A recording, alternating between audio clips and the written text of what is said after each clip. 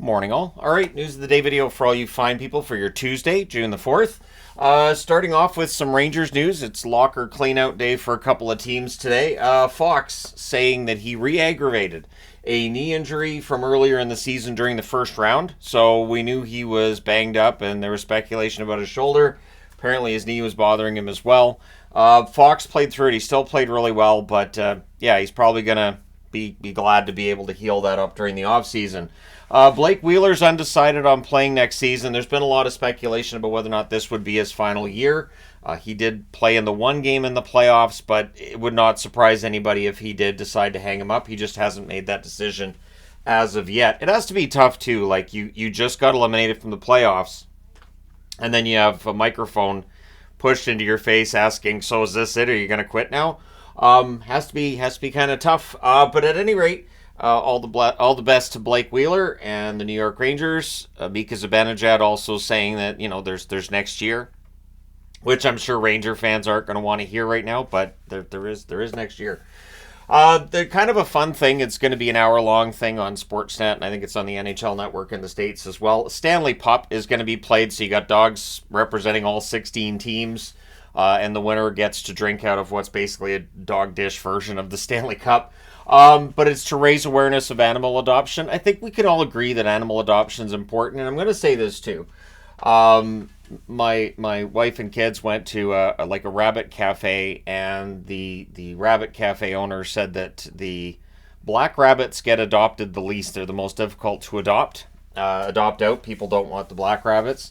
And it reminds me of the black cats. There's a black cat right down here that I have, and black cats are fantastic. I'm not sure why people don't adopt. I mean, I know there's a whole other bad luck thing, but they're not. Because I have one right here, Shadow. So yeah, animal adoption's important, and it's definitely a good cause. And so yeah, hopefully get some dogs adopted and other animals as well. All right, New Jersey Devils news. They are willing to move the number 10 draft pick. They're also one of the favorites to win next year's Stanley Cup, as the odds for next year have already been released. We haven't finished the final yet. We haven't got to the draft yet. We haven't gone through free agency, but we can start talking about the odds for next year. Sure, why not? But at any rate, it would require a significant offer for the New Jersey Devils to move that number 10 draft pick. We'll see whether or not that takes place. I'd like to see some movement during the draft, to be honest. It feels like it's been a while since we've seen draft picks get moved. So, yeah, it would be interesting to see what it would take to get that draft pick from the New Jersey Devils. I don't normally report on assistant coaches or, small signings and whatnot, but this is one of those ones that is kind of too interesting not to mention. Travis Green, of course, hired as the new head coach by the Ottawa Senators. They've added Mike Yeo and Nolan Baumgartner as assistant coaches.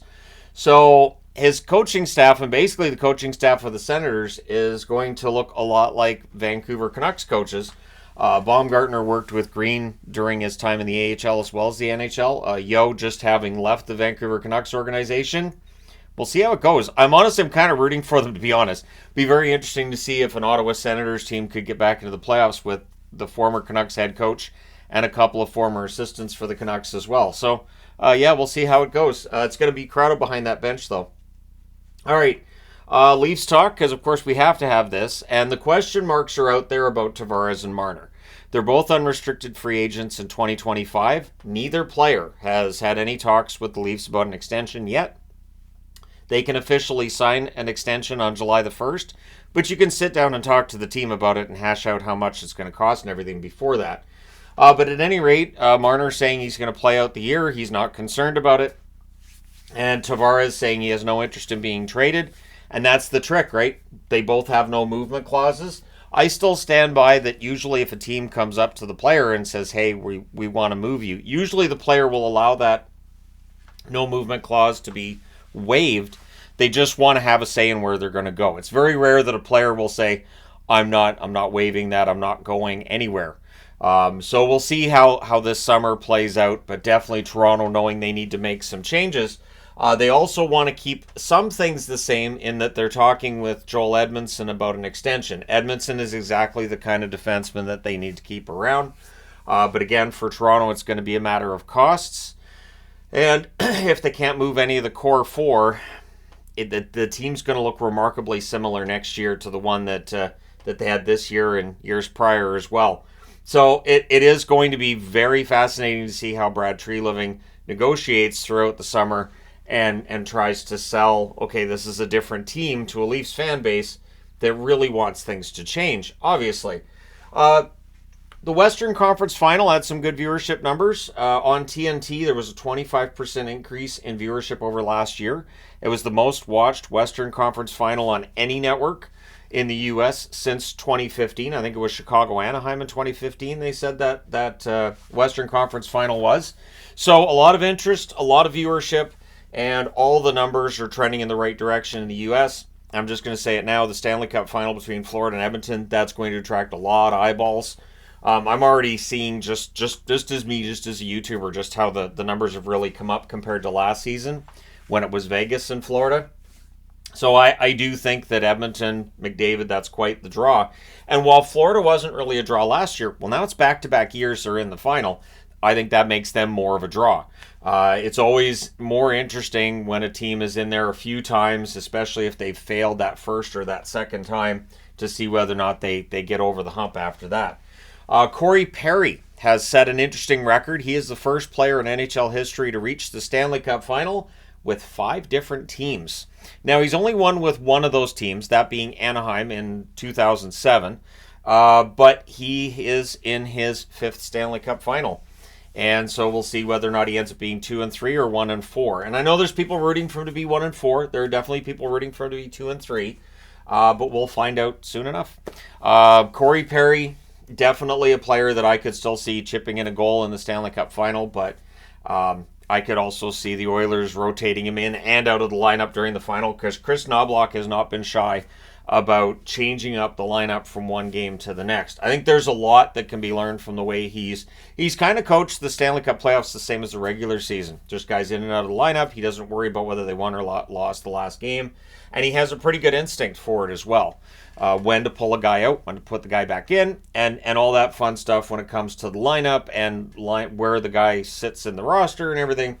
He's done really well. I think the really interesting part being when he put Pickard in for a couple of games and then going right back to Skinner. And since then, they've looked pretty good, and so Skinner. So definitely a well-coached team, and Corey Perry being one of those veterans for an Edmonton team that may very well end the 31 years without a Stanley Cup in Canada. And I say that meaning a Canadian-based team. The Stanley Cup always comes to Canada. There are a lot of Canadian players for the Florida Panthers as well. So it will be in Canada one way or another.